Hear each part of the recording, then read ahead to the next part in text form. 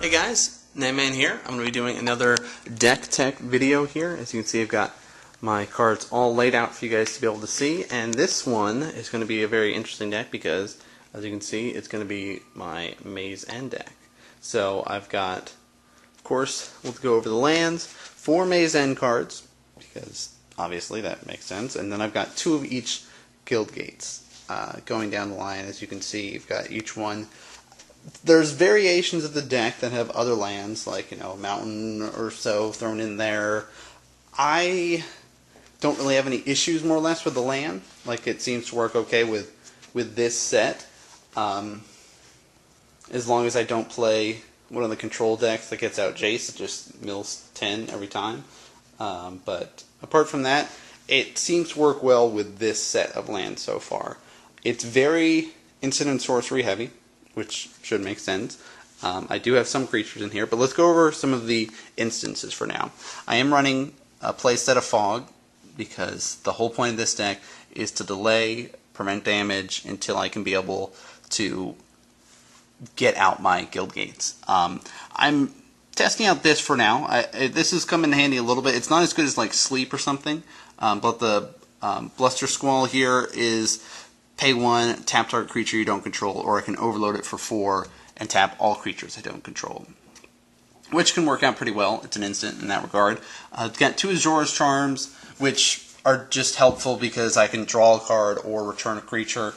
So I'm running 2 of those. I have a Renounce the Guilds in there right now because it's just a good way to help deal with some of those multicolored creatures, especially some of the guys that came out in Dragon Maze, like that freaking vampire that's protection from colors, and you've also got to deal with some of the hexproof stuff. So that's just, I threw 1 in there for that regard. I have Devour Flesh, another way, sacrifice creatures, and giving your opponent extra life does not matter in this deck because life totals don't matter at all. They could have 1,000 life and you could have 1. As long as you've got your 10 gates in the end, that's what matters. I do have 2 riot controls in here, which actually have been very helpful, and my cat likes to get in the way. No, you're not going to be walking on the cards. Thank you, though. The 2 riot controls in here are basically just another way to help out with Fog. You gain life for every creature your opponent, or you gain 1 life for every creature your opponent controls. So if they have one of those token decks or swarmy decks, this could help out a lot, help delay things. And then I'm running 3 Far and Aways, which is a phenomenal card. Return target creature to its owner's hand, and target player sacrifice a creature. So you can essentially get rid of 2 creatures at once, and if they only have 2 or 3 creatures out, it definitely is a big win. Now, some of my sorceries have been switching up, but this is kind of what I've been using lately. 2 Dreadbores, 3 Lingering Souls. So there's no real way to kill off like Jace unless I get some of the Dreadbores. I might look into getting some more in here just because it's so helpful to kill off, especially if I'm facing a control deck like Jace, who just will start milling 10 off me. I need some way to get rid of him. Lingering Souls is actually a phenomenal card in this deck because you pay 3, get 2 creatures to just sit there and be buffers and block, or you can pay 2 for its flashback, which you should have no problem being able to pay any of those costs. The flashback shouldn't be an issue, so that just helps out.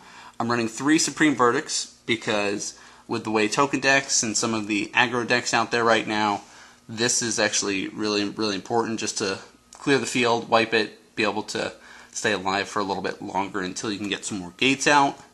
And again, with the gates adding, I've got 4 Urban Evolutions, which is a phenomenal card. Draw 3 cards. You may play an additional land this turn. So, you can essentially play 2 gates. Boom.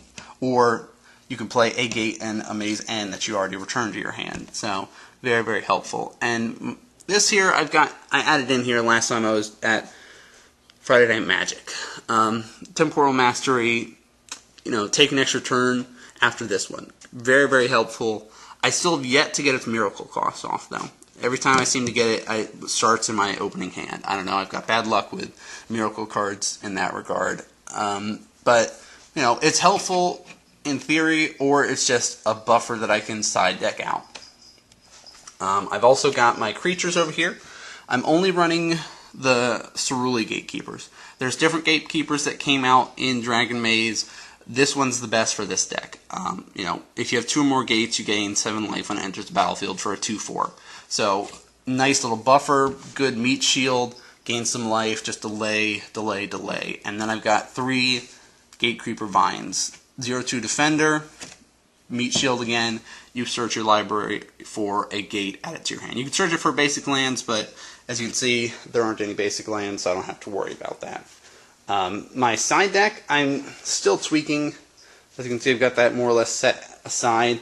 And really, you can switch your side decks up depending on what sort of decks people are playing at your shops and stuff like that. But I'm still running Witchbane Orb, Pything Needle, Grafdigger's Cage, Elixir of Immortality. I'm debating getting some more.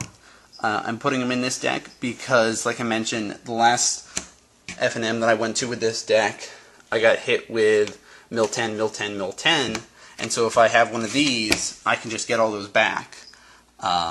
Because if I lose, you know, a set of gates, then my win condition is gone. This whole thing is based around the Maze End win condition. So that's why it's, you know, having that in there, having some of like the Python Needle, Slaughter games to just say, okay, you can't play Jace anymore, it's gone. 3 Detention Spheres, almost for that reason altogether.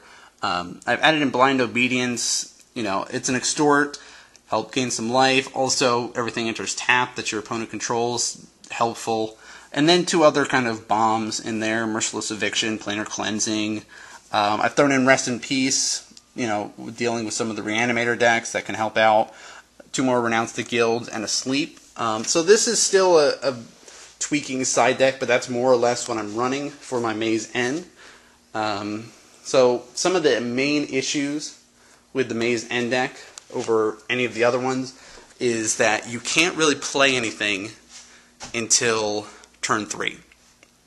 So it works out okay because, you know, turn 3 maybe you'll get